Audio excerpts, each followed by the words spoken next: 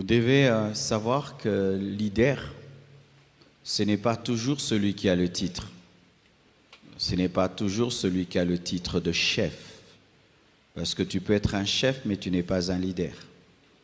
Le leader, c'est celui qui a l'influence sur le groupe. Et précisément, celui qui a l'influence positive, parce qu'il y a des mauvais leaders qui conduisent les autres dans le mal. Ainsi, tu peux être le chef, mais tu n'influences pas le groupe, mais celui qui est ton adjoint influence le groupe, c'est lui qui est le leader. Si tu es le chef et on ne t'écoute pas, mais on écoute celui qui n'est pas le chef, c'est lui le chef, parce que c'est lui qui a l'influence. Souvent en Afrique, nous avons un problème. Nous aimons nous cramponner sur les titres, mais ce qui est important, ce n'est pas le titre, c'est l'influence. Il y a des gens qui n'ont aucun titre, mais qui sont influents plus que ceux qui ont des titres. Au Nigeria, par exemple, lorsque on ne paye pas les impôts, on ne cherche pas un ministre pour dire au peuple de payer les impôts. On va chercher le pasteur Adeboyi, qui a la plus grande église au monde, qui a une église des millions de personnes. Et lui, il parle à ses fidèles, il leur dit de payer l'impôt, et ça fait que tout le monde paye l'impôt parce qu'il a l'influence qu'un ministre n'a pas. Ainsi, il y a des gens qui sont des chefs et qui sont aussi des leaders, dans le cas où tu as le titre et tu as l'influence. Mais si tu n'as que le titre et tu n'as pas l'influence, tu n'es pas un leader. Deuxièmement, ce qu'il faut savoir, c'est que le problème que nous avons aujourd'hui dans le monde, c'est un problème de leadership. Tout ce que vous voyez dans ce monde est un problème de leadership. Dieu est un leader. Satan est un leader. Dieu établit l'homme comme leader sur la terre. L'homme, au lieu de respecter les principes de son leadership, pêche contre Dieu et il perd son leadership. C'est alors que Satan devient le prince de ce monde. Vous devez savoir qu'au départ, Satan n'était pas le prince de ce monde. Le prince de ce monde, c'était Adam. Mais quand Adam a péché contre Dieu, il a perdu le pouvoir de son leadership et Satan a pris ce pouvoir et il a détruit ce monde. La guerre qu'il y a dans ta vie, c'est une guerre de leadership. Dieu veut avoir ton cœur, Satan veut avoir ton cœur. Dieu veut t'influencer et Satan veut t'influencer. C'est un problème de leadership. Lorsque tu vas dans une nation développée, sache qu'elle a un bon leadership. Quand tu vas dans une nation sous-développée, sache qu'elle a un mauvais leadership. Même dans les familles heureuses ont un bon leadership, un bon père, une bonne mère qui dit à ses enfants, étudiez, travaillez dur, soyez disciplinés et vous voyez une famille grande. Que ce soit dans les églises, quand une église grandit, une communauté grandit, c'est le leadership. Même un département. Quand vous voyez un département qui va bien, allez vérifier, le président a un bon leadership. Et quand vous allez voir un département qui marche mal, vérifiez, le président a un mauvais leadership. Que ce soit à l'église, que ce soit dans la famille, que ce soit dans les départements, que ce soit dans les couples, que ce soit dans les familles, que ce soit dans les nations, sur le plan politique et tout le reste, c'est un problème de leadership. Quelqu'un vient de dire que si on prenait les métros, les trams, les tunnels, l'électricité, tout le temps, en donnait aux Africains, ils seront toujours pauvres. Est-ce qu'il a raison? Est-ce qu'il a tort? Il a raison, il a tort. Mais nous devons savoir que la grandeur d'une nation, ce ne sont pas les routes, ce ne sont pas les trams et tout le reste, c'est d'abord le leadership. Prends des beaux vêtements, donne-les aux cochons. Reviens le soir, ce sera déchiqueté. Ce n'est pas le vêtement qui va changer le cochon. C'est pourquoi, mon frère, ma sœur, nous ne pouvons pas un jour diriger le monde, diriger notre nation, si nous ne nous préparons pas à être des bons leaders. Et si nous ne commençons pas déjà, maintenant, à être des bons leaders. On te donne la chorale, sois un bon leader. Parce que si tu ne sais pas être un bon leader d'une chorale, comment tu vas être un chef de quartier? Comment tu vas être un gouverneur? Comment tu vas être un ministre? Dans une nation, on apprend, je crois que c'était aux États-Unis quelque part, que le président quelque part avait triché à l'école. Ça fait des sérieux problèmes. On dit comment lui qui nous dirige a pu tricher à l'école? Frères et sœurs, prier à l'église, c'est bien. Mais si à l'église, nous ne vous enseignons pas à être des bons leaders, vous savez ce qui va se passer? Ici, ça va être excellent, belle moquette, carreau, propre, un bon son, des écrans, l'ordre, tout est en place, mais quand on dit Amen, on sort la médiocrité. Vous savez pourquoi? Parce que nous vous enseignons seulement à être des bons chrétiens et aller au ciel, à être des bons chrétiens, à craindre Dieu, mais pas à amener la vie de Dieu dans la société. Amener la vie de Dieu là où vous étudiez, la vie de Dieu là où vous travaillez, à organiser la société dans laquelle vous vivez. Et vous savez, mes frères, plus le temps passera. Si l'Église continue dans cette manière d'enseigner, les églises seront des îlots de perfection et nous serons entourés de médiocrité. Ainsi, nous allons créer un monde dans un autre où quand on entre dans les églises, c'est vraiment correct parce que le pasteur a un bon leadership.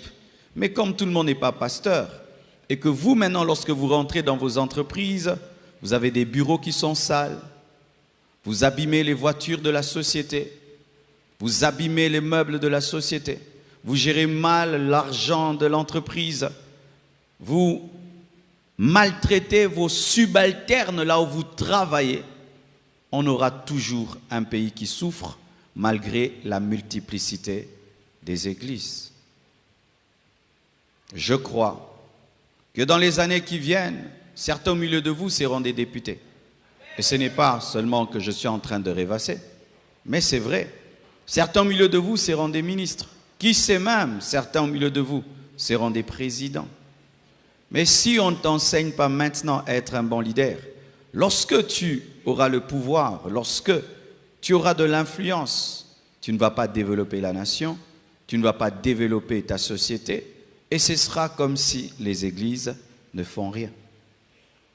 Vous n'êtes pas tous appelés à prêcher derrière une chaire. Vous êtes certains appelés, mes frères, à développer ce pays, à développer cette nation. Est-ce que vous vous y préparez? Est-ce que vous y travaillez? Négliger cela, mes frères, c'est une grande distraction. Ce soir, si nous sommes à 1000 personnes, est-ce qu'il y a au moins 1000 voitures dehors? Est-ce qu'il y a même 500 voitures? Ou même 100 voitures? Ce qui fait que lorsqu'on va dire Amen, ta réalité va te rattraper. Et tu vas entrer dans un taxi dangereux et tu vas te retrouver dans les mains des brigands qui vont te jeter quelque part. Est-ce qu'après ce culte, tout le monde va manger? Est-ce qu'après ce culte, tout le monde va dormir dans un lit convenable, a de l'eau chaude à la maison? Les minimums, ça fait partie de bien vivre et c'est important. Et je vais prier ce soir pour certains au milieu de vous qui ont l'appel à diriger, qui ont l'appel à être des politiciens, qui ont l'appel à être des grands hommes d'affaires, qui ont l'appel à être des gouverneurs, des chefs de quartier, des grands professeurs d'université, afin que Dieu vous oigne et qu'il trace une puissante destinée car ce pays ne doit pas engendrer que des pasteurs. Ce pays doit engendrer aussi des grands dirigeants qui sont respectés en Afrique et respectés dans le monde par leur manière de diriger et par leur manière d'être des leaders. Le livre de Néhémie, c'est un livre de leadership.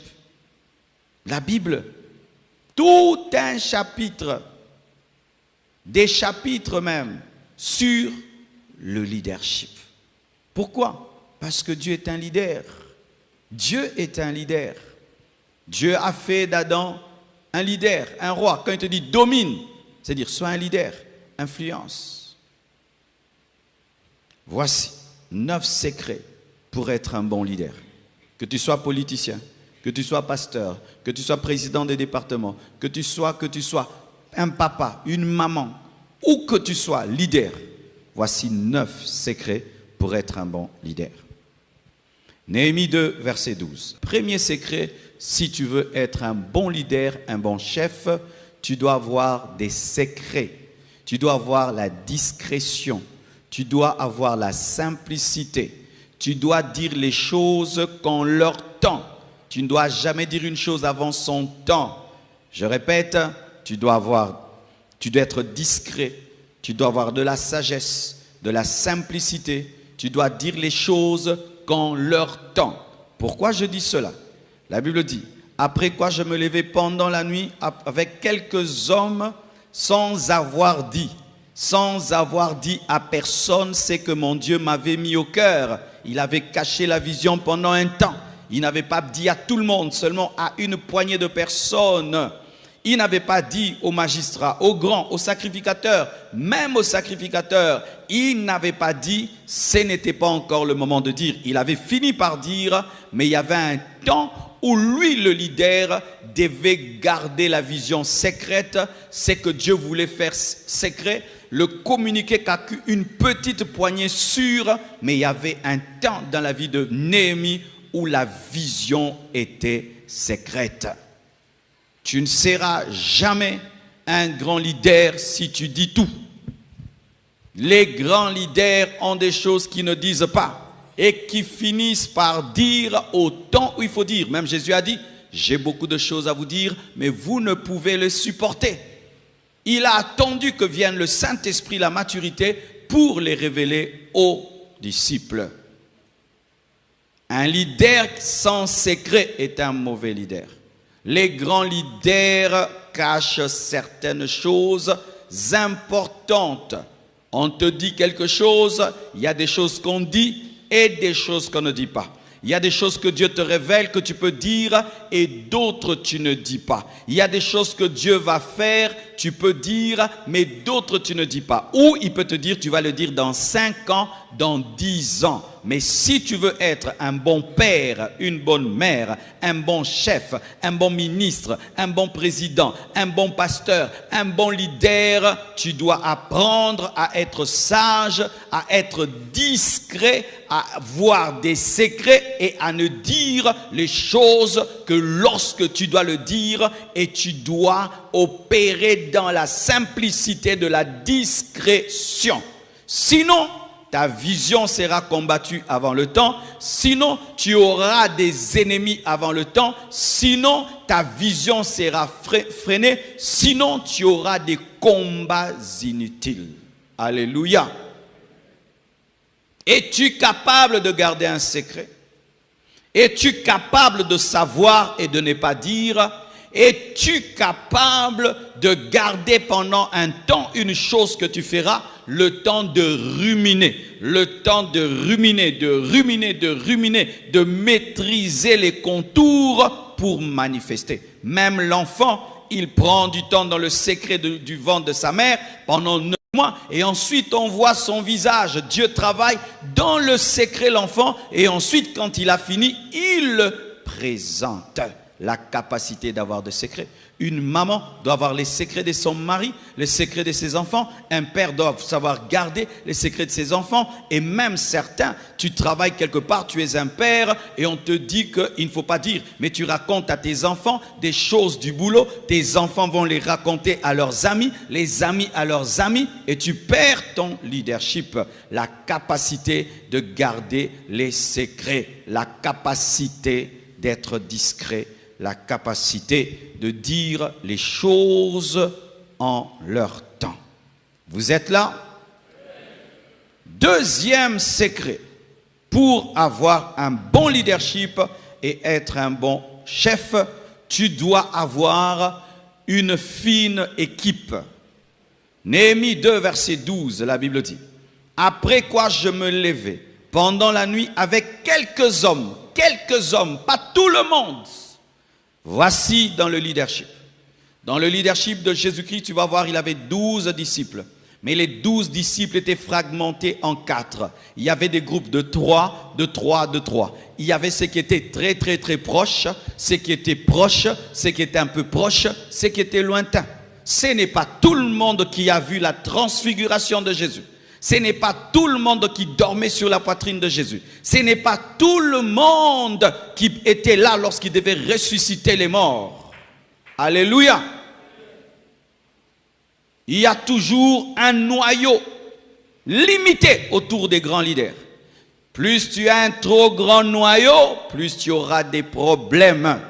Quand tu veux être un grand chef, ne sois pas entouré d'un grand noyau. C'est-à-dire les gens qui accèdent aux secrets, les gens qui accèdent facilement à ta vie, les gens qui accèdent facilement à ton cœur, les gens qui accèdent facilement à ce que tu veux faire. Il ne faut pas en avoir beaucoup. Il faut être entouré de beaucoup de gens, mais pour ce qui est des grandes décisions, il faut avoir quelques personnes. Même Jésus avait 3 disciples qui étaient proches de lui: Jean, Jacques et Pierre. Jean, Jacques et Pierre. Mais même pour révéler Judas, c'était Jean. Alléluia. Un leader qui a trop d'amis échouera. Un leader qui a trop de confidents échouera. Un leader qui a trop de conseillers échouera. Il faut avoir quelques conseillers, quelques confidents, quelques amis. Mais lorsque tu en as de trop, il va se faire que ce n'est pas encore le temps que les gens sachent, et les gens savent alors que tu n'as pas eu le temps de blender dans la prière, dans la sagesse, la vision. Alléluia. C'est pourquoi, frère, lorsque tu es à côté d'un leader, il ne faut pas te plaindre du genre: pourquoi lui est là pas moi? Pourquoi lui est là pas moi? Pourquoi lui est là pas moi? Parce que dans le leadership, ce n'est pas tout le monde qui est à côté du chef. Un chef qui, tout le monde peut être à côté de lui, va mourir. On va t'empoisonner, tu ne sais pas qui t'a empoisonné. Les secrets vont sortir, tu ne sais pas qui a fait sortir le secret.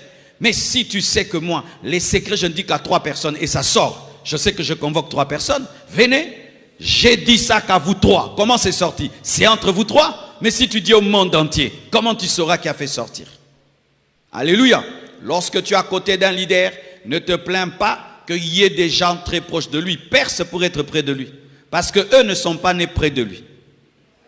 Alléluia. Des fois quand je vois Jonas et Zach à côté de moi, qu'est-ce qu'ils ont fait? Qu'est-ce qu'ils ont fait? Est-ce qu'ils ont travaillé? Par exemple, l'histoire de Jonas à côté de moi. Jonas venait chez moi, c'était pour faire du sport aux gens. Et puis, il a commencé à me faire du sport. On faisait du sport ensemble. Et puis, comme il fait aussi le massage, il me massait quand j'avais mal aux pieds. Et puis, quand j'allais prêcher dans des croisades, il n'était même pas de la compassion. Il venait pour faire ma sécurité, malgré qu'il n'était pas de la compassion. Et ensuite, j'ai eu besoin d'avoir quelqu'un qui était un sportif, qui pouvait faire ma sécurité. Et il est venu, il a trouvé beaucoup de gens qui étaient là avant moi depuis très longtemps. Ils étaient là avant lui. Et il est venu, on lui dit, à la compassion on fait ça, à la compassion on fait pas ça, on fait pas ça, on fait ça. Il a fait tout ce qu'on s'habille comme ça. Il a tout fait, il était là, il apprenait des autres, il apprenait des autres. Maintenant, dans la moitié de mes voyages, je voyage avec lui, il repasse mes habits, il fait. Mais comment il s'est retrouvé là? La constance et le choix de Dieu. Alléluia. Mais il n'y en a pas beaucoup. Si tu es un leader, maintenant tu as 50 Jonas. Alléluia. Tu auras des problèmes. Frères et sœurs, tu dois avoir une équipe. Un leader qui est seul est un mauvais leader. Tout leader doit avoir un noyau. Si tu n'as pas un noyau, tu es un mauvais leader. Lorsque vous lisez ce passage, vous allez sentir ceci. Que Néhémie voulait faire ça tout seul, n'est-ce pas? Mais il a amené quelques personnes. C'est pourquoi lorsqu'il parle de son action, il en parle comme un secret. Mais ce n'était pas totalement un secret parce qu'il y avait quelques personnes, mais c'était son noyau. Tout grand leader constitue toujours un noyau à côté de lui.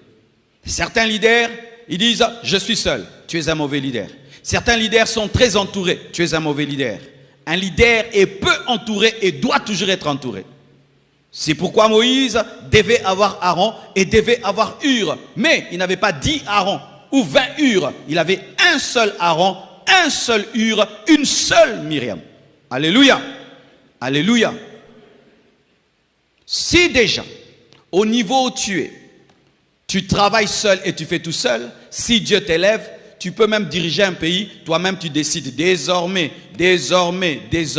tu ne contactes pas les ministres, tu ne contactes pas les députés, tu ne contactes pas les sénateurs, parce que déjà au stade où tu es, tu ne comprends pas la valeur d'être entouré.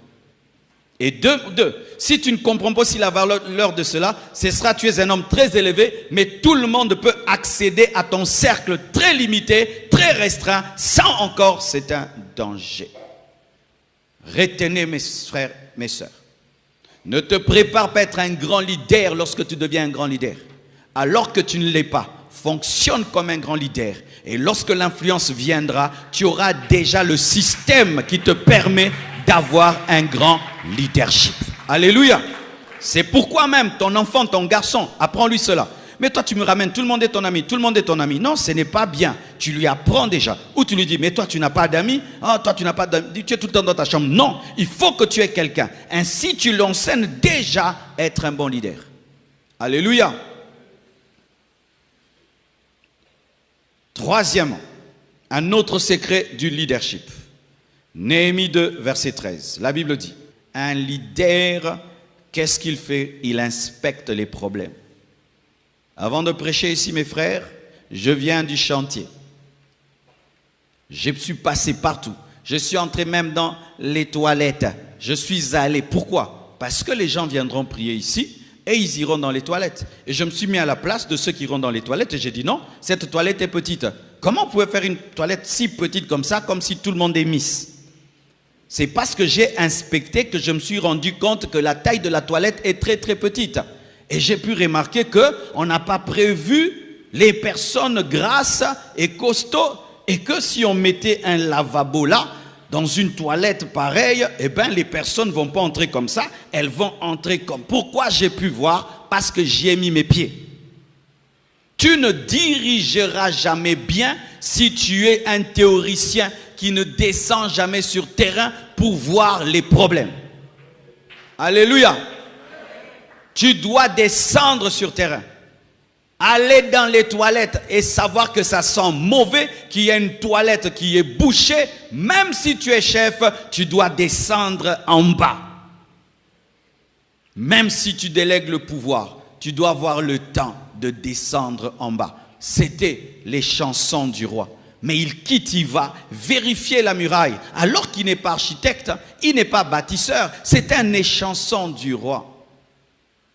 Considère les problèmes, observe-le, inspecte-le, étudie-le, va sur le terrain, cherche à connaître le problème, car si tu ne connais pas le problème, tu n'auras pas la solution. On a la solution lorsqu'on connaît le problème. Et des fois, le fait de ne pas descendre sur terrain fera quoi? Tu penses que c'est un petit problème alors que c'est un grand problème, et des fois tu penses que c'est un grand problème alors que c'est un petit problème. C'est l'un même des problèmes de l'Afrique. Oh, Mokonzi, il y a ça, ok. Oh, chef, il y a ça, ok. Mais quand tu ne descends pas sur terrain, lorsque tu ne peux pas toi-même tâter les problèmes, eh bien, tu auras des faux rapports. C'est quand on voyait quelqu'un qui descend, là où il y a la guerre, il n'est pas militaire, il prend son avion, il va au front. alors que sa vie est en danger, pour se rendre compte de ce qui se passe, parce que des fois on peut te dire qu'on a la victoire alors qu'on est en train de perdre. Néhémie est allé. Il a inspecté la muraille et il s'est rendu compte qu'elle était vraiment détruite, qu'il y avait un grand travail. Ainsi, il pouvait intérioriser que je dois bosser dur. Parce que si tu n'as pas la vraie connaissance du problème, tu vas croire que c'est facile alors que c'est difficile. Tu vas croire que tu vas le faire en un mois alors que tu vas le faire pendant toute une année. L'observation, l'inspection, la bonne étude du terrain, la connaissance des problèmes, afin d'en trouver la solution. 4. Néhémie 12, verset 13 toujours. Un leader réfléchit. Si tu n'as pas de bureau, trouve-toi un endroit pour réfléchir. Mes frères, vous ne serez jamais des grands hommes si vous ne réfléchissez pas. Aujourd'hui, les gens ne réfléchissent plus beaucoup. Nos cerveaux sont captivés par les écrans. Nos cerveaux sont captivés par les blagues de TikTok, les blagues à gauche, à droite, des nouvelles, plein de nouvelles. Tu te réveilles là, si tu n'as pas le contrôle de ton téléphone, tu auras même 1000 nouvelles qui n'ont rien à voir avec ta vie. Et ce qui fait aucune concentration sur ta vie. Combien d'heures tu passes en train de réfléchir sur ta vie? Car si tu ne peux pas réfléchir sur ta vie, comment tu vas réfléchir sur la mienne? Alléluia. Mes frères, chers Congolais, dans l'avion, on n'est pas tout le temps en train de danser, de rire, de blaguer. Non, un tel peuple ne se développe jamais. Vous n'allez pas réfléchir pour comprendre votre pays, comprendre votre histoire, comprendre votre futur et réfléchir. Réfléchir sur l'avenir de vos enfants. Les enfants que vous aurez vont vivre dans quel genre de monde? Si on est en train de vendre les terres et tout le reste, vos enfants et les enfants de vos enfants, est-ce que vous prenez le temps de réfléchir sur de telles choses? Mes enfants vont vivre où? Dans ce pays? Et s'ils doivent vivre dans ce pays, comment doit être ce pays? Est-ce que vous y pensez? Nous envoyons des vidéos de blagues, on s'envoie des vidéos de blagues, on rigole, on rigole, on rigole. La journée passe, tu n'as même pas réfléchi sur ta vie. Tu n'as même pas réfléchi sur comment tu vas lancer ta vie. Tu n'as même pas un plan écrit de comment tu peux lancer ta vie. Tu n'as même pas eu le temps de réfléchir et d'écrire, je vais commencer ici et je vais aller là, et puis là, et puis là, et puis là. Non. On se réveille. On rigole, on blague, on parle des autres, on dort. Et quand tu as les moyens, si tu n'as pas une chaise et une table devant laquelle tu réfléchis, tu écris, tu es un aventurier. Je te dis la vérité. Tous les hommes intelligents ont une table et une chaise pour réfléchir. Tous les hommes intelligents ont un endroit où ils vont méditer. Et ceux qui n'ont pas les moyens vont en forêt, ils vont dans un jardin, ils vont dans un endroit pour réfléchir. Être dans un endroit où il n'y a pas de bruit, où tu réfléchis. J'habitais un quartier, mes frères. Le voisin à gauche, il met la musique. L'autre là, c'est une église. Devant là, du bruit. Je prenais mes cahiers. Je quitte mon quartier. Je vais dans une église là. Parce qu'il y a le calme, je vais étudier. Je rentre le soir chez nous parce que je dois réussir. Et je refuse de ressembler à mon quartier et je refuse de ressembler à la médiocrité de mon quartier. Ce n'est pas parce que tu es entouré des distraits que tu dois être distrait. Ce n'est pas parce que tu es entouré de médiocres que tu dois être médiocre. Ce n'est pas parce que dans ton voisinage, personne ne voit plus loin que son nez que toi tu dois faire comme eux. Alléluia. Il réfléchissait sur comment il va rebâtir. Comment je vais rebâtir? Avec la pierre? Avec du bois? Avec quoi? Qui va m'aider? Qui va m'aider? Où est-ce que j'aurai l'argent? Où j'aurai les moyens? Mais comment je vais faire? La nuit, le jour? Pendant que tu réfléchis sur les choses, c'est alors que l'Esprit de Dieu te révèle comment tu feras pour sortir de la situation. Est-ce que je peux vous dire quelque chose? Nous prions beaucoup, nous réfléchissons peu. Est-ce que je peux vous dire encore quelque chose? Que le parler en langue ne te rende pas bête. Parce que la Bible dit que lorsque nous parlons en langue, qu'est-ce qui se passe? L'intelligence est stérile. Oh.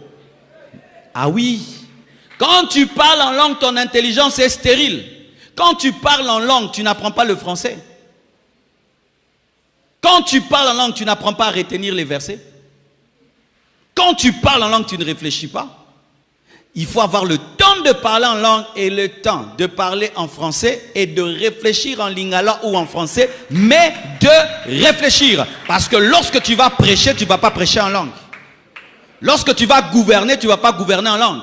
Maintenant, si toi tu pries en langue et tu ne réfléchis pas, tu auras une grande spiritualité, mais tu n'auras pas l'intelligence de ce monde. C'est la vérité, mes frères.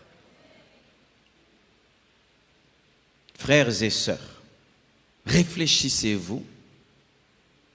Oh, je dirigerai le Congo. Nous dirigerons le Congo. Tu ne réfléchis pas. Comment tu vas diriger un pays qui est comme un continent? Comment tu vas diriger? Mais tu vas tomber malade. Sachez ceci, que réfléchir, c'est comme la musculation. Un cerveau qui ne réfléchit pas, c'est comme les muscles qui ne transportent pas du poids. Et tu vois, quelqu'un qui transporte tout le temps du poids, tu lui donnes 50 kilos, il soulève. Et un cerveau qui réfléchit beaucoup, tu lui donnes des cas et des problèmes, il réfléchit, il trouve les solutions. Mais un cerveau qui ne réfléchit pas, quand on te donne le problème, tu es fatigué, mais tu n'as rien fait. Pourquoi? Ah oui, mes frères, vous passez combien de temps en train de réfléchir? Je ne parle pas en train de vous soucier. Je ne parle pas en train de vous inquiéter, en train de réfléchir sur les problèmes et leurs solutions de manière pratique. Et où écris-tu tes réflexions? Où écris-tu tes réflexions? Certains appellent leurs réflexions des mémoires. C'est-à-dire, ils meurent, vous prenez ces livres où ils réfléchissaient, vous en sortez des bouquins. Tellement que sa réflexion est profonde. Et une chose que j'aimerais vous dire, mes frères. En Afrique, jusqu'à 20 ans, les gens se considèrent comme des gosses. C'est qu'une maladie grave. À 20 ans, tu sais que tu pouvais déjà être marié. Ma mère s'est mariée à 18 ans.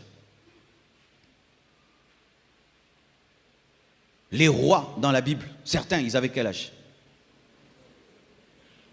Mais tu as 30 ans, tu réfléchis comme quelqu'un qui a 15 ans. Tu as 30 ans, d'ailleurs, tout ce qui est réflexion, tu n'aimes pas. La preuve, toi, tu ne regardes que les vidéos de quelques secondes. Une vidéo d'1 heure du temps, où il y a la profondeur, toi, tu ne suis pas. Lire un livre, toi, tu ne lis pas.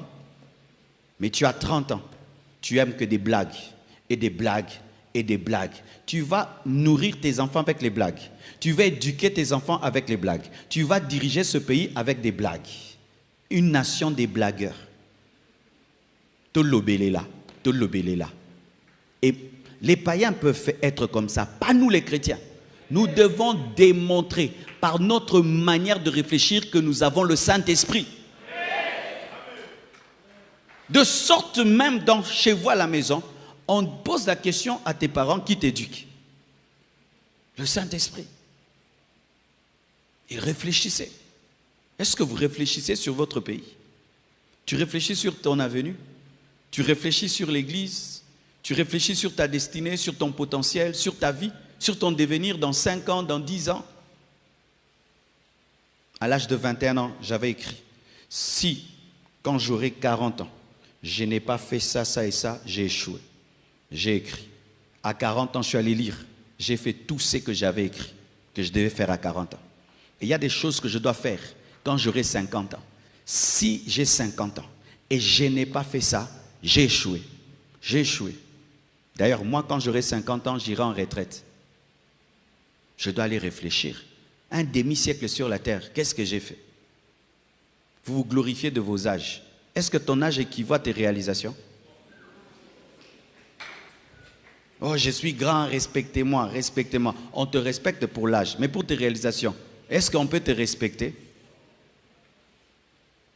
Même un serpent, lorsqu'il marche sur la terre, il laisse des traces. Mais toi, sans traces, tu vas mourir, c'est comme si tu n'as jamais vécu.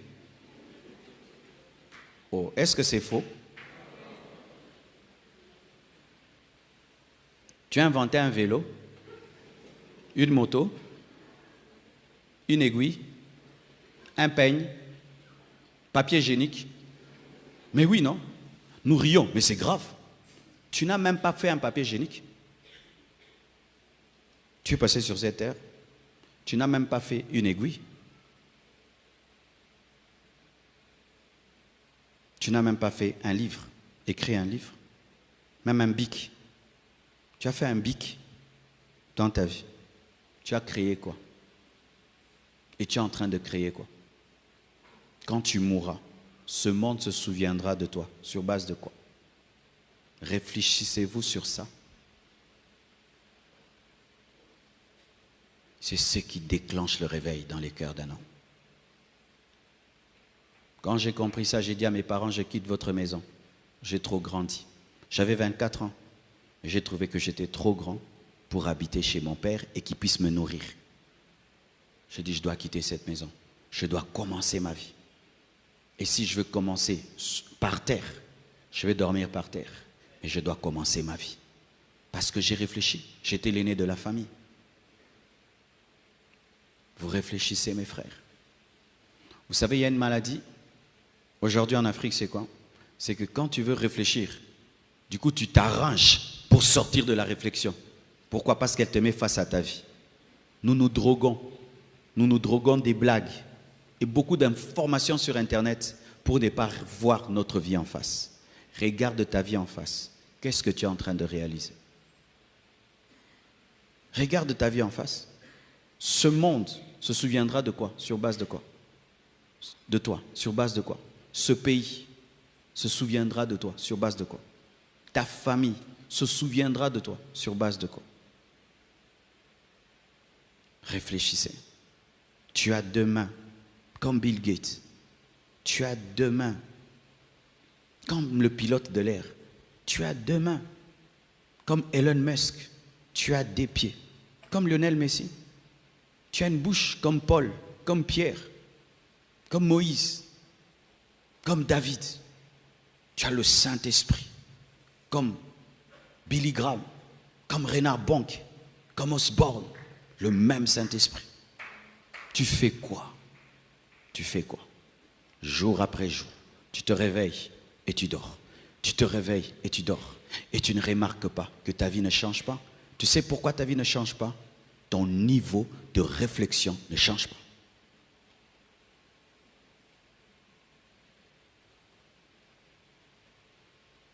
N'ayez pas peur de réfléchir. Même si réfléchir fait mal. Parce que réfléchir te permet de voir ce que les autres ne voient pas. Ça te permet de voir ce que ceux qui sont distraits ne voient pas. Et beaucoup de gens n'aiment pas ça. Alors que c'est dans la différence qu'il y a la percée.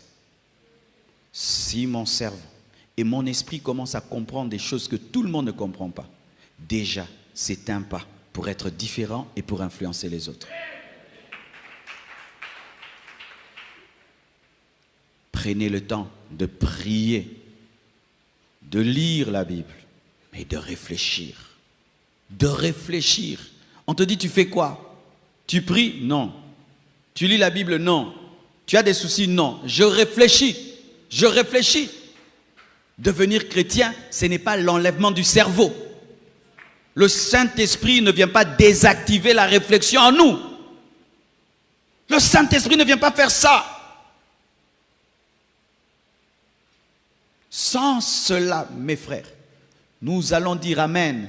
Des églises partout, des églises, le pays ne va pas se développer. L'Afrique ne va pas se développer parce que vous n'êtes qu'en mode prier, prier et prier, mais pas réfléchir. Comment toute cette saleté qui est là, je peux la changer en argent? Comment tous ces problèmes qu'il y a dans ce pays, je peux les changer en opportunités d'affaires? Si moi je dirigeais ce pays, qu'est-ce que je ferais et qu'est-ce que je ne ferais pas? Ce n'est pas un péché de réfléchir comme ça. Réfléchir. Je gagne autant, je dépense comme autant. Comment je peux faire pour réduire mes dépenses? Mes frères et sœurs, on m'avait offert une Jeep. Et je l'aimais bien. Et puis je me rendais compte qu'à la fin du mois, je n'avais pas de l'argent. Et puis on s'est assis avec ma femme, on a réfléchi. La Jeep nous coûtait 20 $ par jour. 600 $ par mois. Et en ce temps-là, je ne sais pas si je gagnais combien. Tout mon argent, 3/4, allait dans la Jeep. On a réfléchi, on a décidé quoi? On l'a vendue. Je m'en fous de rouler avec une belle voiture. Il faut que j'ai de l'épargne parce que j'ai des enfants. Et j'ai vendu, j'ai acheté une voiture qui ne me coûtait pas cher. Et ainsi, j'ai commencé à épargner, réfléchir. Mais toi, tu vas chasser l'esprit de pauvreté et de stagnation et des blocages et la sorcellerie du quartier, alors que ta sorcellerie, c'est ta voiture. Alléluia. Ton téléphone te coûte combien par mois? En mégas, en unités. Tu gagnes combien et tu dépenses combien? Les mégas que tu dépenses, ils t'ont fait entrer l'argent, tu ne réfléchis pas. Méga, méga, méga. Mais l'argent de méga, commence une boutique, vend du pain, au lieu d'être tout le temps sur Internet pour rien. Réfléchir. Entre une chaussure de 100 $ et des chaussures de 100 $ avec mon niveau de vie, qu'est-ce que je dois acheter? J'achète des chaussures de 10 $, j'investis les 90 $ et j'achèterai demain des chaussures même de 300 $ que de paraître riche alors que tu es pauvre. Réfléchir.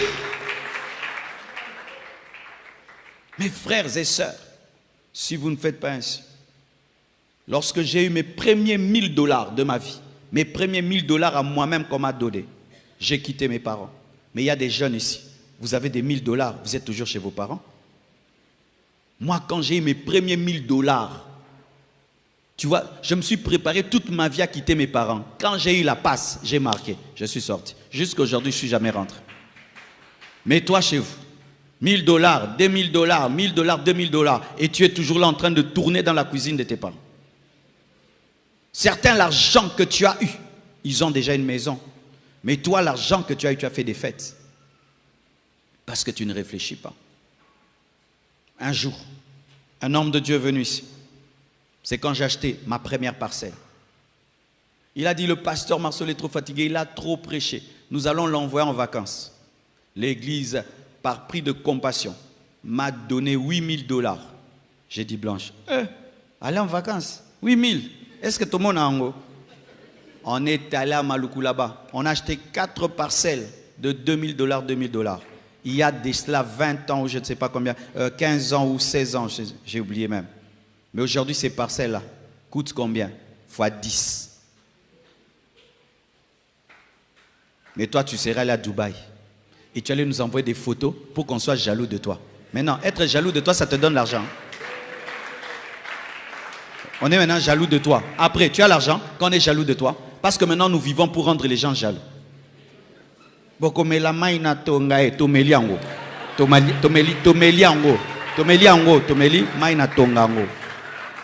français, on a bu l'eau de l'aiguille. L'eau de l'aiguille. Il y a des choses qui ne se disent qu'en français, qu'en lingala. Oui, pour rendre les gens jaloux. Alors que c'est l'opportunité pour que tu commences ta boutique. Il y a un homme qui est venu dans ce pays avec 20 $. Aujourd'hui, c'est un millionnaire. Hein? Pendant que toi, tu joues avec l'argent. Lui, il épargne. Il boit du lait et du pain. Seulement, il épargne. Et puis, il devient un grand homme. Oh, il a la sorcellerie. Il est plus intelligent que toi. La plupart des grands qui sont en train de monter aujourd'hui aux États-Unis, quand tu étudies leur histoire, presque tous ont commencé leur entreprise en dormant par terre dans le bureau, en train de réfléchir, que ce soit Microsoft, que ce soit Facebook, que ce soit Google, des jeunes qui bossaient la nuit, qui réfléchissaient. Mais non, on ne réfléchit pas. Les Africains ne réfléchissent pas. On ne réfléchit pas. On aime causer. On se retrouve, on cause au part. Et puis on a faim. Mais oui. Mais vraiment, j'aimerais vous poser la question. Est-ce que vous vous rencontrez pour réfléchir? Ou tu te dis, toi tu gagnes combien par mois? 1000. Moi 2000.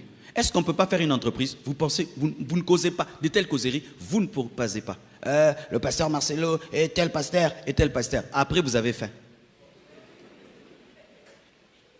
Mais oui, mais oui, mais oui, mais oui. Pourquoi vous ne pouvez pas vous asseoir, réfléchir pour faire des entreprises? Pourquoi vous ne pouvez pas vous asseoir, réfléchir pour développer votre pays? Pourquoi vous ne pouvez pas avoir des conversations qui vous donnent des mots de tête, pas de soucis, mais d'intelligence? On se rassemble pour être bêtes, au lieu pour être intelligents. Et nous aimons bien ces amis-là qui viennent nous distraire. Quand ils viennent là, on ne se détend que quand on était concentré. Mais si toi tu te détends, même sans concentration, tu es distrait. Je suis en train de vous dire ce que moi je fais dans ma vie. Je suis en train de vous dire ce que je fais dans ma vie. Car si, frère, tu ne maximises pas le cerveau que Dieu t'a donné, alors tu as une boîte vide. Si tu ne maximises pas ce qui est là-dedans, alors toi tu n'as qu'un visage. Là-bas, rien ne marche. Qu'on te prenne ça qu'on nous donne. Mais oui.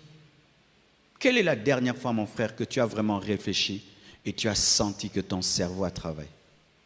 Quelle est la dernière fois où tu as réfléchi des choses qui développent pour toi, pour ta famille, pour ta nation, pour ton église? Quelle est la dernière fois?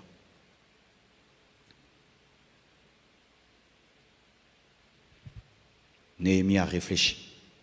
Cinquièmement, Néhémie 2, verset 12. Après quoi, je me levai pendant la nuit avec quelques hommes, sans avoir dit à personne ce que mon Dieu m'avait mis au cœur de faire pour Jérusalem. Il n'y avait avec moi d'autres bêtes de somme que ma propre monture. Néhémie 2,15. Je montai de nuit par le torrent et je considérai encore la muraille. Puis je rentrai par la porte de la vallée et je fus ainsi de retour. Remarquez ceci, au verset 12, on dit la nuit, au verset 15, on dit la nuit. Néhémie travaillait des fois la nuit. Un grand leader des fois. Et souvent, il travaille la nuit. Presque tous les hommes influents travaillent la nuit. Pourquoi? Parce que la nuit, tout le monde est calme. Il n'y a pas d'embouteillage. Il n'y a pas de dérangement. Il n'y a pas de bruit. Et il y a la totale concentration. Prenez l'habitude, des fois, mes frères, pendant que tout le monde dort, de sortir de votre chambre, de sortir de votre lit pour aller travailler. Beaucoup de grandes révélations s'obtiennent la nuit. Beaucoup de grandes révélations s'obtiennent la nuit. Parce que ceux qui te dérangent dorment. Le commun de mortels dort. Regardez même dans cette ville. Nous avons des embouteillages, n'est-ce pas? Mais quand on commence à aller vers 21h, 22h, 23h, il y a toujours des embouteillages. Si vous ne savez pas, mes frères, même dans ce pays, il y a 2 Kinshasa. Vous savez qu'il y a des gens dans ce pays, pendant que je prêche là, ils dorment. Ils dorment. Quand on arrive à 23h, ils sortent. Parce que là, ils peuvent faire 4 courses. Parce que, frère, en matière d'argent, si tu ne peux faire qu'une course par jour, comment tu vas être riche? Tu quittes ta maison à 7h, tu arrives à 18h. Quand tu rentres, tu es KO. Mais si tu as besoin de rencontrer 4 personnes, comment tu vas faire? Vous allez vous fixer des rendez-vous la nuit. Quand tout le monde dort, quand les hommes normaux dorment et se réveillent, il peut faire 20 minutes, il quitte sa maison, il va en ville, il traite un dossier, il quitte là, il traite un dossier. Essaie un jour de te réveiller la nuit et de rouler. Il y a des voitures qui sortent que tu n'as jamais vues. C'est lorsque eux prennent en main la ville. Il y a des gens, tu ne les rencontreras jamais de toute ta vie. C'est seulement la nuit. Un jour, la nuit, j'ai rencontré quelqu'un. Je ne l'ai jamais vu depuis que je suis dans ce pays. Il sort. Mais quand les hommes normaux dorment, parce que lui n'a pas le temps de durer dans les embouteillages. Mais s'il y a des embouteillages des véhicules, il Il y a aussi des embouteillages, des bruits, des embouteillages des paroles. D'ailleurs, maintenant, les gens disent, on est dans les bruits. Alors, comment tu vas faire? Même ce qu'on appelle aujourd'hui, on appelait les Fumubuku. Ce sont ces jeunes très intelligents avec lesquels on étudiait. La plupart étudiaient quand? La nuit. La nuit. Les premiers de la classe, la plupart du temps, étudient quand? La nuit. Si toi, la nuit, c'est toujours dormir, fais très attention. Un basketteur, on lui demande quel est ton secret. Il dit, lorsque les autres arrivent à 6 heures, moi j'arrive à 4 heures. Alors, il me trouve déjà avec 2 heures d'entraînement de plus. Si tout le monde dort, toi aussi tu dors, toi aussi tu dors, tu ne seras pas différent. Il y a des temps dans la vie. Tu dois sacrifier ton sommeil pour avoir des idées que le bruit te prend. Et je t'assure, tu penses quelqu'un qui doit créer un avion, il peut commencer à dormir chaque nuit. Quelqu'un qui veut créer une voiture électrique, il va dormir chaque nuit. Quelqu'un qui veut changer le monde chaque nuit, parce qu'il y a des idées qui te commencent à 17 heures, qui finissent à 3 heures du matin. Même la prédication, il y a des messages, tu commences comme ça, c'est un séminaire d'1 mois. Et pour le finir, tu commences à 18 heures, tu finis à 3 heures du matin. La plupart des dimanches quand je viens ici, je ne dors pas. Je ne dors pas. Je ne dors pas. Je dois choisir entre être spirituel, impacté et dormir. Même Jésus, il priait toute la nuit. Il travaillait la nuit. Surtout vous, qui êtes dans des maisons petites, 2 chambres, mais 20 personnes.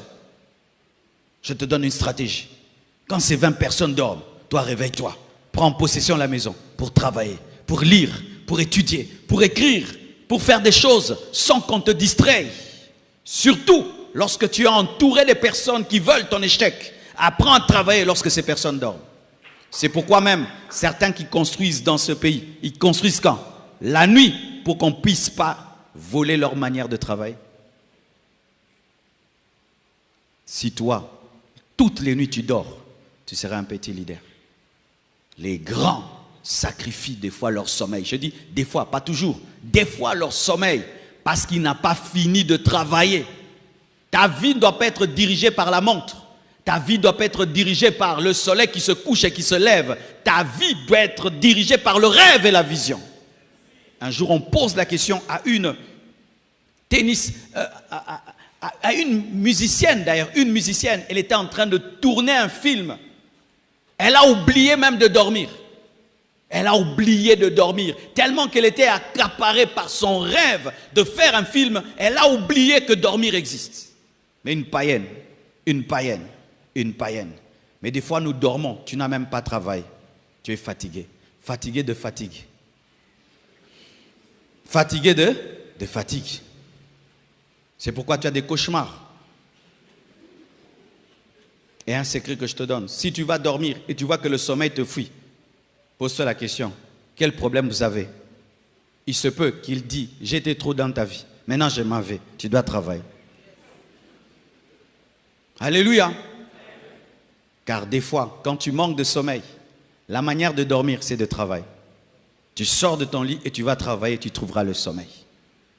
Maximisez vos nuits. Maximisez vos nuits. Il y a des livres que tu ne peux lire que la nuit. Parce que si tu commences à lire la journée, quelqu'un t'appelle, quelqu'un te cherche, tu déposes. Même la Bible, la plupart des gens qui ont fini leur Bible, la lisent quand? La nuit. La nuit. La plupart des hommes de prière, la nuit. La nuit, la nuit. Néhémie, 2 fois, la nuit, il dit, la nuit. Pourquoi? Parce que les ennemis dorment. Sambala dort. Gershom dort. Frères et sœurs, ne soyez pas normaux, vous aurez une vie normale. Je vous répète, ne soyez pas normaux, vous aurez une vie normale.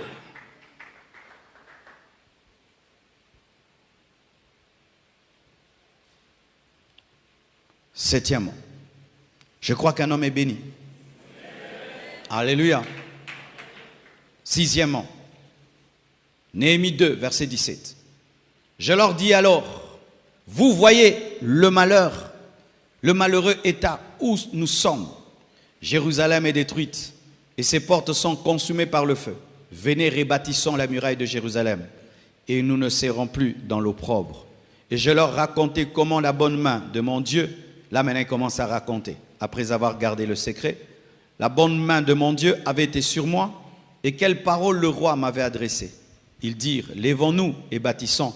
Et ils se fortifièrent dans cette bonne résolution. Un bon leader doit être un bon communicateur. Il doit être un mobilisateur.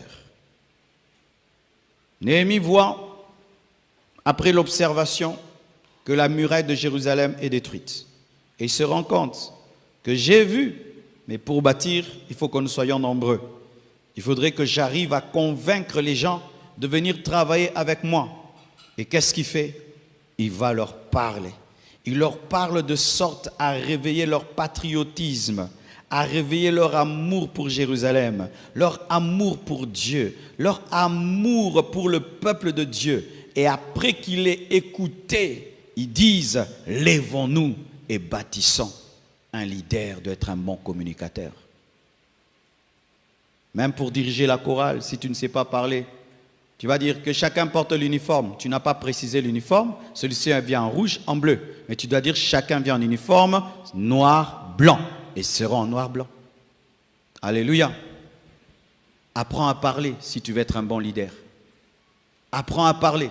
Et si les gens souvent se plaignent de ta manière de parler, si ces personnes sont objectives, corrige. Alléluia. Corrige. Travaille l'art de parler. Travaille l'art de communiquer. Travaille l'art de mobiliser. Travaille l'art de donner aux gens l'envie de faire ce que Dieu t'a dit et ce que tu trouves bon. Travaille cela. Ne dis pas, celui qui veut, il fait. Et celui qui ne veut pas, laisse. Alléluia. Vous me donnerez raison. Vous me donnerez raison. Un leader ne parle pas comme ça. J'entends des mamans qui disent ça. Toi, ma fille, quand tu souffriras, tu penseras à moi. Parle-moi pour que je me corrige, en fait que je ne souffre pas. Alléluia. Apprends à parler. Apprends à communiquer. Même dans notre pays, nos dirigeants, parlez-nous. Parlez au peuple. Ce pays, c'est un grand pays. Mais il faut le réveiller en parlant.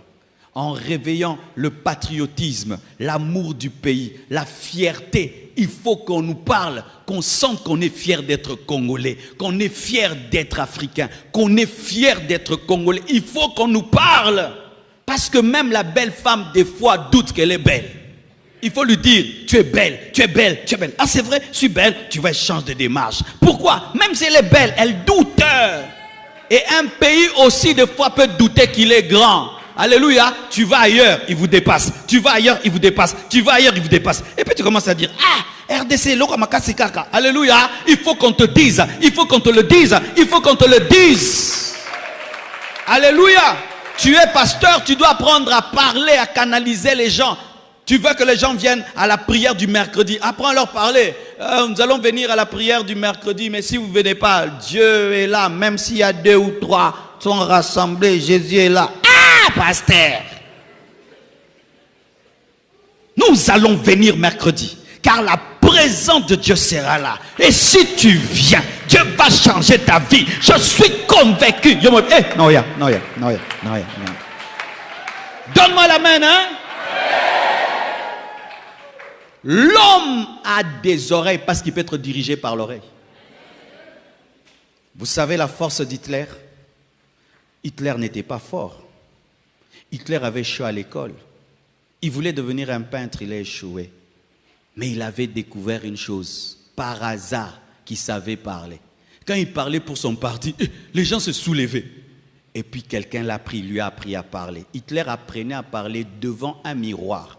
Les mouvements, la manière, tout, même sa coiffure là, tout il avait travaillé, sa présentation. Et Hitler a dit aux Allemands qu'ils étaient la race aryenne, la supérieure, et qu'ils devaient tuer les Juifs. Les Allemands ont cru, ils ont tué les Juifs. Quand il parlait, c'était comme un prédicateur, il vibrait de colère.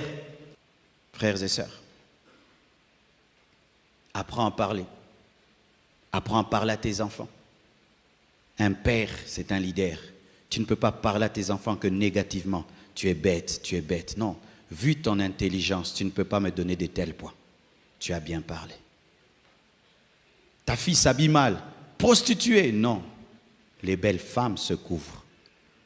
Les vilaines femmes se montrent parce qu'elles ne sont pas sûres d'elles.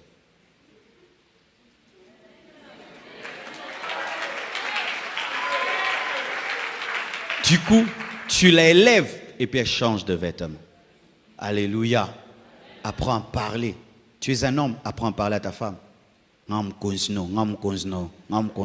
Toi, tu es un papa tout le temps, je suis le chef.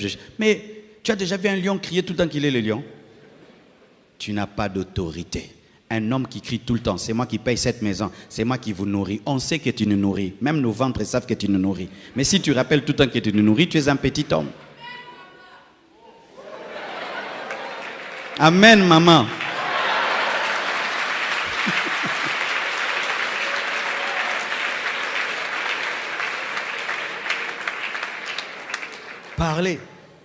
Parlez aux gens. Chaque fois que les gens t'écoutent, ils doivent se sentir grands. Même si tu leur dis des choses dures, ils se rendent compte que c'est parce que tu les aimes. Des fois, les gens me disent, Marcelo, comment tu dis des choses dures comme ça, l'église est grande? Parce que je le dis toujours par amour. Je t'assure, hein, même quand je te blesse là, je t'aime beaucoup. Je te dis la vérité. C'est mon amour qui te pousse à te blesser. Parce que ça m'énerve qu'un homme aussi intelligent que toi, tu as 35 ans, tu habites toujours chez papa. Je suis vraiment en colère. C'est pourquoi je t'ai dérangé. C'est mon amour pour toi. Parce que je dois te réveiller. Tu sais quand tu aimes quelqu'un et le feu est en train de prendre la maison. Tu le réveilles, il ne se réveille pas. Tu vas le gifler, n'est-ce pas? Mais est-ce que cette gifle-là, c'est la gifle? C'est l'amour. C'est pourquoi quand tu viens à l'église, lis Kofi Penza. Mais quand tu rentres, il ne faut pas me haïr. Je t'aime. Parce que je vois que tu es en train de tuer ta vie. Tu t'endors. Tu vas devenir le mendiant de tes amis. Tu vois, ce mendiant-là, ce garçon-là que tu vois là, qui est toujours en train de chercher ses amis. Viens, tout en ensemble, tout en ensemble. Tu vas devenir ce genre de personnes qui rappellent aux autres qu'ils ont étudié ensemble. Qu'est-ce que tu vas me rappeler qu'on étudie ensemble? Et surtout en maternelle en plus. Tu veux devenir ce genre de personnes qui rappellent aux autres qu'on étudie en primaire ensemble, en maternelle ensemble. Et il a oublié même ton nom et ton visage et tu dois ramener la photo passeport. Tu veux devenir ça? Non. Dis non. Non. Dis je réussirai. Et je commence maintenant. Je fais travailler mon cerveau.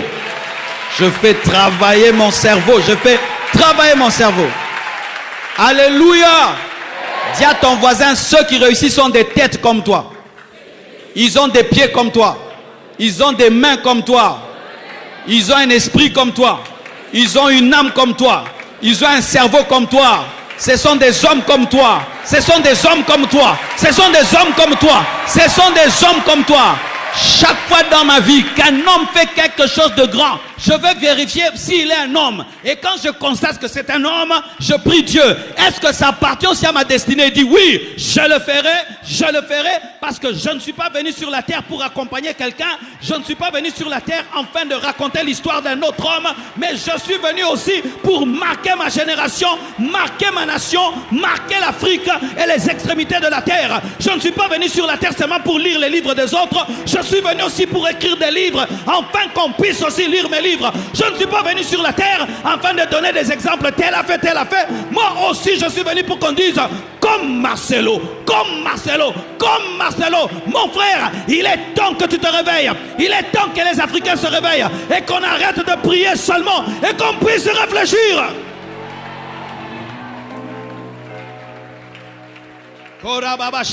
Sinon, les gens vont se moquer de nos églises. Ils vont se moquer de nos églises. Je suis un père de famille. Je vous envoie mon enfant dans votre église. Il prie seulement, mais il ne devient pas intelligent. C'est un échec. Je suis un père de famille. Je vous envoie mon enfant à l'église. Il devient seulement spirituel, mais aucune intelligence de la vie. Comme si Dieu a oublié que la terre existe. Comme si Dieu a oublié qu'il y a l'agriculture. Comme si Dieu a oublié qu'il y a l'élevage. Comme si Dieu a oublié qu'il a créé des chèvres et des moutons qu'on peut manger. Comme si Dieu a oublié qu'on doit vivre dans la propreté. Comme si Dieu a oublié qu'on doit vivre dans la sagesse et dans l'intelligence. Comme si Dieu a oublié que l'homme est né dans un paradis, il a été créé dans un paradis. Frère, ce n'est pas la volonté de Dieu qu'on puisse vivre dans la pauvreté. Ce n'est pas la volonté de Dieu que vous puissiez manger par délestage. Ce n'est pas la volonté de Dieu que tu puisses jeûner involontairement. Ce n'est pas la volonté de Dieu que tu puisses marcher à pied jusqu'à avoir des mi-vindi. Les gens qui ont des mi-vindi, on les paye quand ils marchent à pied. Les marathoniens. Toi, tu es marathonien impayé. Tu quittes ici jusqu'à Njili à pied. Quand tu vas rentrer, tu auras la force de réfléchir. Quand je vois des gens revenir dans des bus saturés, tu passes à côté de ces bus. Tu te dis, cet homme, quand il va rentrer à la maison, il aura la force de prier, il aura la force d'étudier, il aura la force de réfléchir. Il ne pense qu'à une chose, arriver à la maison, dormir. Un bus de 100 personnes, ils sont à 150 personnes dedans. Debout, asphyxiés, parce que le cerveau se nourrit d'oxygène. Comment il va devenir intelligent? Un enfant qui va à l'école dans de telles conditions, il n'a pas mangé. Il marche à pied, il marche à pied, il marche à pied. Et il arrive là-bas, il marche à pied, il dort.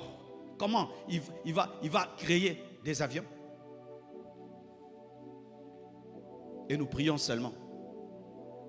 Nous sommes l'un des pays les plus riches du monde. Le diamant et tout le reste. Tu ne réfléchis même jamais comment tu peux extraire ce diamant. Tu ne réfléchis jamais comment tu peux extraire l'or de ce pays. Tu ne réfléchis jamais comment le coltan de ce pays, toi aussi, tu peux l'utiliser. Quand nous pensons coltan, nous pensons aux étrangers. Vraiment, vous voyez ce qui nous arrive, hein? Mais chacun de nous ici, quand tu penses coltan, tu penses quoi? Qu'est-ce que tu vas en faire? Il n'y a rien à en faire. Le coltan, qu'est-ce qu'on va en faire? Il n'y a rien à en faire. Vendre seulement. Eux, ils font avec des téléphones. Pourquoi on ne peut pas faire des téléphones avec notre propre coltan? On ne peut même pas réfléchir comme ça. Maintenant, nos cerveaux là servent à quoi, mes frères? Il fallait que Dieu donne ce pays aux Japonais. Il fallait que Dieu donne ce pays aux Japonais. Tu marches sur la terre. Toi, tu cherches seulement une femme à épouser. C'est tout ce que tu vois comme matière première du Congo. Mais c'est vrai, non? Jeunes, si vous cherchez autant à être riche, comme vous cherchez à vous marier, comme vous cherchez des femmes, si vous travaillez votre cerveau pour être des grands hommes, comme vous cherchez à charmer les femmes, vous serez devenus grands. On cherche que les femmes, on cherche que les femmes, plaire aux femmes, plaire aux femmes. Il y a un trophée, il y a un salaire. Hein? Vous avez déjà vu ça, le prix Nobel des femmes? C'est ça qu'on a. Charmer les femmes, charmer les hommes. Les femmes, comment attirer l'homme? Comment attirer l'homme de ta vie? Comment attirer le diamant aussi? Comment commencer un supermarché aussi? Non, la femme de ta vie, l'homme de ta vie. Et puis, après qu'on se marie, on fait des bébés pauvres comme les papas pauvres. Mais c'est ça, non? Des bébés pauvres comme les papas pauvres. Chez toi à la maison, tu peux planter là. Tu peux avoir, mais tu ne plantes même pas. N'est-ce pas que nous jetons même des graines comme ça pousse? Ça ne donne même pas une seule idée. Hein? On coupe même l'arbre là qui a poussé. Ça crée les désordres dans les jardins. Ma femme avait 2 lapins. Aujourd'hui, on en a même 15, 20, 30. Je dis, ma femme, mais fais l'élevage. Décoration. Je me dis vraiment, le jour que nous irons au ciel, les Congolais nous seront reçus spécialement.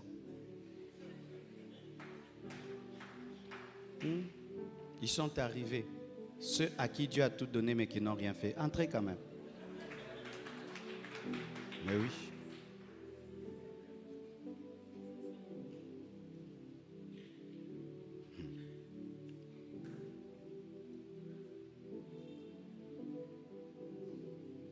Aujourd'hui, j'ai fait une expérience, mes frères. J'ai conduit moi-même de Pigeon jusqu'à Gombe. On ne faisait que me demander l'argent. Par qui? Des gens qui sont plus forts que moi. Qui peuvent même me taper. Ils ont arrêté ma voiture. Je ne dois pas bouger. Je dois donner l'argent. Ils ont comme droit recevoir l'argent sans travail. Mendier et demander est devenu un sport national. Les gens s'habillent pour aller demander. Et si tu ne donnes pas, il est en colère. Ils planifient dans leur vie qu'ils réussiront au travers d'autres. Comme toi, tu as planifié que tu réussiras par ta sœur qui est en Europe. Vous pensez que tous ceux qui sont en Europe sont riches? Vous pensez que tous ceux qui sont partis sont riches? C'est dur l'Europe, hein? C'est très dur l'Europe.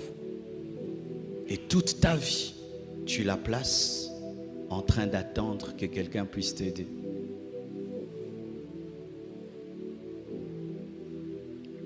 C'est pourquoi, chers frères, et même chers prédicateurs, ajustons notre tir dans notre manière de parler. Néhémie a parlé de sorte à faire de sa vision la vision du peuple. Néhémie s'est levé, mais le peuple lui-même, il n'a pas dit levez-vous, le peuple a dit levons-nous. Le discours de Martin Luther King a engendré un Obama. Un discours. J'ai fait un rêve. Jusqu'aujourd'hui, on en parle. Il a su parler au cœur des hommes. Apprends à parler quand tu es un leader. La parole a une puissance. La parole est créatrice. J'ai écouté un homme de Dieu qui est venu des États-Unis. Il enseignait sur l'ordre et la discipline. Une fois seulement. Quand je l'ai écouté, l'Esprit de Dieu m'a dit, Marcelo, tu es désordonné. Tu dois arranger ta vie. J'ai appliqué ce qu'il m'a enseigné et ma vie a changé. Je ne l'ai pas écouté 2 fois, une seule fois. Mais il avait tellement bien parlé que c'était suffisant pour bouleverser ma vie jusqu'aujourd'hui. Quand tu as l'occasion de parler, parle bien. Parle bien. Un leader dirige par la parole. C'est pourquoi Dieu a donné la parole. C'est pourquoi Dieu appelle des gens qui parlent. Parce que la parole crée, la parole influence, la parole canalise. Un peuple à qui on ne sait pas parler va dans tous les sens. C'est pourquoi un leader doit canaliser les énergies du peuple en sachant lui parler. Veille sur ta bouche quand tu es un leader. Car tu peux détruire ou tu peux bâtir en parlant. Néhémie a parlé et ils se sont levés. Il n'a forcé personne, mais il était tellement convaincant que les gens ont dit, nous entrons dans cette vision. Septièmement, Néhémie 2, verset 12. Après quoi, je me levai pendant la nuit avec quelques hommes sans avoir dit à personne ce que mon Dieu m'avait mis au cœur de faire pour Jérusalem. Il n'y avait avec moi d'autres bêtes de somme que ma propre monture. Verset 18. Je leur racontai comment la bonne main de mon Dieu avait été sur moi et quelles paroles le roi m'avait adressées. Ils dirent, lèvons-nous et bâtissons, et ils se fortifièrent dans cette bonne résolution. Après avoir bien communiqué, être un visionnaire, un mobilisateur. Septièmement, tu dois être en avance, tu dois être devant, tu dois être un modèle. Néhémie se levait et le peuple a dit, lèvons-nous. Il s'est d'abord levé, ensuite le peuple s'est levé. Il n'a pas demandé au peuple de se lever sans se lever lui-même. Il n'était pas assis pendant qu'il demandait au peuple de se lever. Lui-même d'abord s'est levé, ensuite le peuple s'est levé. J'aimerais même faire une parenthèse, chers dirigeants. Comment vous voulez que nous on respecte le code de la route si vous ne respectez pas le code de la route? Comment? Vous nous dites de rouler comme ça, mais quand c'est votre tour, vous roulez à sens inverse. Qu'est-ce qui se passe? Nous aussi on vous suit. Vous nous dites de ne pas brûler les feux rouges. Vous brûlez les feux rouges. Vous nous dites de nous soumettre à la loi. Vous-même, vous ne vous soumettez pas à la loi. Comment vous voulez qu'on puisse se soumettre à la loi? Lorsqu'on veut diriger, il faut être devant. C'est pourquoi tout pasteur qui n'est pas un modèle ne peut pas diriger l'église. Tout pasteur qui n'est pas exemplaire ne peut pas diriger l'église. Un père, toi-même tu couches avec des petites filles et puis tu dis à tes garçons d'être chastes, ça va marcher? un père qui couche avec des petites filles et tu vas dire à tes filles, soyez vierges, ça va marcher? Ça ne va pas marcher. Le leader est devant. Néhémie s'est levé d'abord. Ensuite, le peuple s'est levé. Ne demande pas aux gens de faire des choses que toi-même tu ne fais pas. Ne demande pas aux gens de faire des choses que tu refuses de faire. Ils seraient incapables de te suivre. Moïse a interdit au peuple d'épouser des femmes étrangères. Lui-même a épousé une Éthiopienne. Ça a créé la rébellion. Aaron et Myriam se sont levés. C'est vrai que Dieu les a frappés, mais Moïse avait mal fait. Quand tu es leader et tu dis de faire une chose, toi-même tu dois la faire. Commence toi-même à la faire. Ensuite les autres te suivront. Commence d'abord à te mettre debout. Ensuite les autres se mettront debout. L'une des choses qui tue l'Afrique et qui tue les églises et qui tue les familles, c'est qu'on demande aux gens de faire, mais soi-même on ne fait pas. Soi-même on ne fait pas. Soi-même on ne fait pas. On prêche, mais on fait le contraire. On établit des lois, on fait le contraire. Et qu'est-ce que le peuple fait? Il nous suit, pas dans ce que nous disons, mais dans ce que nous faisons. Si tu veux diriger tes enfants, tu veux diriger ta femme, toi qui es un homme, tu dois être un modèle pour elle. Lorsqu'un homme n'est pas un modèle, la femme tombe aussi dans la rébellion. Ah oui, la femme tombe dans la rébellion. Elle va te dire toi-même, et toi-même, et toi-même. Les enfants vont te dire et toi-même, et toi-même, et toi-même. Si tu ne veux pas avoir des toi-même, sois un modèle.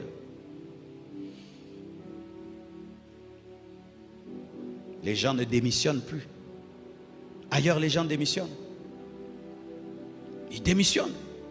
Je n'ai pas été un bon leader modèle. Lui-même, il quitte. Non, on ne quitte jamais. On ne quitte jamais. On n'a pas d'honneur, on n'a pas de fierté. On n'a pas d'honneur et de fierté. Un grand pasteur en Australie, il s'est retrouvé dans une chambre avec une femme. Les gens ont découvert cela. Lui-même s'est suspendu. Il a dit, je laisse l'église, je ne peux plus vous diriger. Il a mis un autre pasteur. Il est parti. La fierté, l'honneur. Mais nous, les gens, divorcent, rédivorcent, archidivorcent.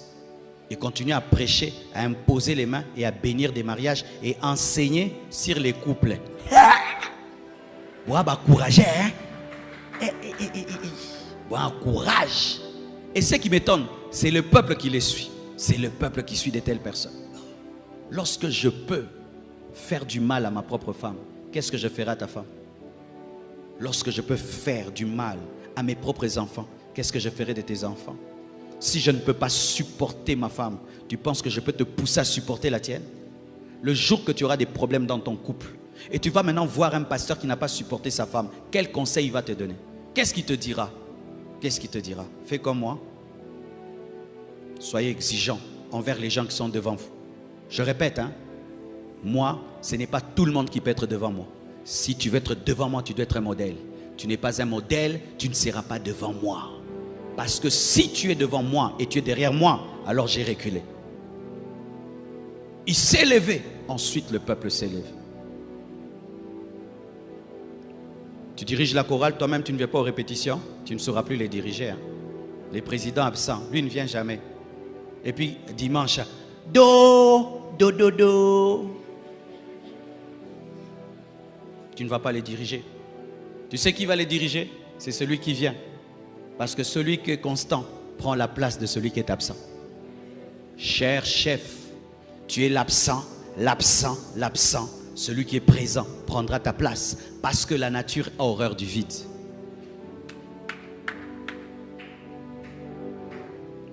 Waouh.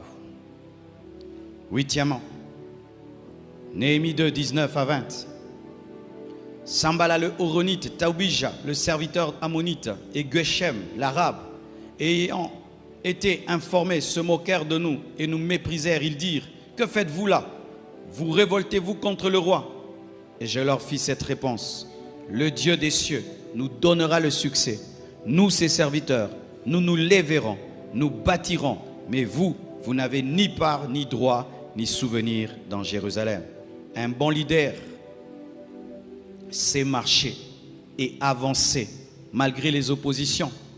Et il sait répondre à ceux qui le découragent et aux détracteurs. Dans l'influence, tu auras toujours Sambala. Tu auras toujours Tobija. Tu auras toujours des combats. Et un leader se prépare toujours à des combats. Le leader qui ne se prépare pas au combat est un enfant. Car tout leadership a une opposition. Alléluia. Tout leadership a une opposition. Et c'est normal d'avoir des opposants. Alléluia. Ne tuez pas vos opposants, mais avancez malgré eux. Je répète, ne tuez pas vos opposants, mais malgré leur présence, avance. Construis la muraille même si Sambala et Tobija te découragent. Avance même si les gens sont contre toi. Et démontre que tu es meilleur par le travail. Démontre que tu es meilleur par le travail. C'est la muraille construite qui fera la différence. Je répète, c'est la muraille construite qui fera la différence. Lorsque les gens te combattent, ne perds pas ton temps à les écouter, mais toi bosse.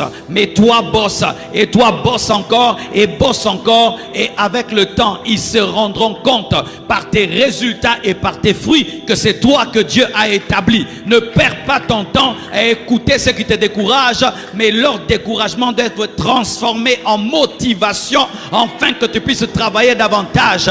Plus on fouette un cheval, plus il court rapidement. Et plus on décourage un leader, plus il travaille. Plus on fouette un cheval, plus il augmente la vitesse. Et plus on s'oppose à un véritable leader, plus il est concentré, plus il bosse.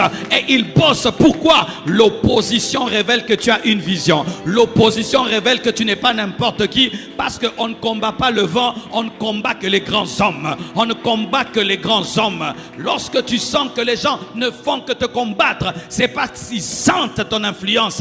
Ils sentent ton influence. On ne combat pas n'importe qui. Les hommes de ce monde ont dit qu'on ne jette des pierres qu'à un arbre qui porte des fruits. Les fruits les pierres révèlent les fruits. Les pierres révèlent les fruits. Porte du fruit et porte du fruit et porte du fruit. Et lorsqu'on te décourage, apprends à parler pour ne pas être découragé. Que personne ne te vole ta vision, que personne ne te vole ta vitesse, que personne ne te vole ton rêve. Si Dieu t'a dit que tu seras politicien, fais la politique.